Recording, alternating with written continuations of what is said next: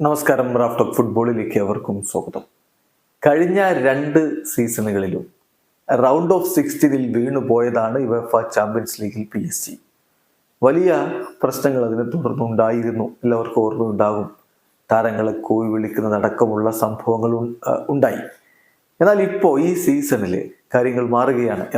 കളിച്ച 2 സീസണുകളിലും round of 16-ൽ വീണുപോയ PSG ഇവ മെസ്സിയും നെയ്മറും ഒക്കെ പോയ ശേഷം ഈ സീസണിൽ ഇതാ റൗണ്ട് ഓഫ് 16-ന്റെ ആദ്യ പാദത്തിൽ മികച്ച വിജയം തന്നെ നേടിയിരിക്കുന്നു. ഏകപക്ഷീയമായ 2 ഗോളുകൾക്ക് റയൽ സോസിഡാഡിനെ അവർ പരാജയപ്പെടുത്തിയിരിക്കുകയാണ്.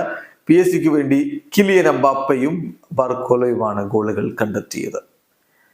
പാർക്ക് ഡസ് പ്രിൻസസിൽ നടന്ന മത്സരത്തിൽ ആദ്യ പകുതിയിൽ PSG അത്ര മികച്ച പ്രകടനമല്ല പുറത്തെടുത്തത്. അതിനെ തുടർന്ന് ഹാഫ് ടൈം സമയത്ത് കൃത്യമായിട്ട് താരങ്ങളോട് സംവദിച്ച ലൂയിസ് എൻറിക്കയുടെ ആ ഒരു പരിശ്രമത്തിന് ഫലപ്രാപ്തി ഉണ്ടായി. രണ്ടാം പകുതിയിൽ കൂടുതൽ ആവേശത്തോടു കൂടി കളിക്കുന്ന PSG കളിയുടെ 58-ാമത്തെ മിനിറ്റിൽ സൂപ്പർ താരം കിലിയൻ എംബാപ്പയെ PSG ലീഡ് നേടിക്കൊടുത്തു.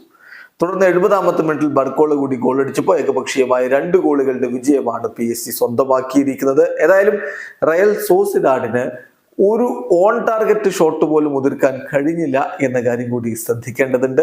PSG സംബന്ധിച്ചിടത്തോളം റൗണ്ട് ഓഫ് 16-ൽ നിന്ന് ക്വാർട്ടർ ഫൈനലിലേക്ക് ഒരു കാലെടുത്തു വെച്ചു എന്ന മട്ടിലാണ് ഇപ്പോഴുള്ളത്. ബാക്കി കാര്യം സെക്കൻഡ് ലെഗിൽ സ്പെയിനിൽ എന്ത് സംഭവിക്കും കാത്തിരിക്കാം. വീഡിയോ അവസാനിക്കുന്നു. ഫുട്ബോൾ ലോകത്തെ കൂടുതൽ വിശേഷങ്ങളുമായി റാഫ് ടോക്സ് വീണ്ടും എത്താം.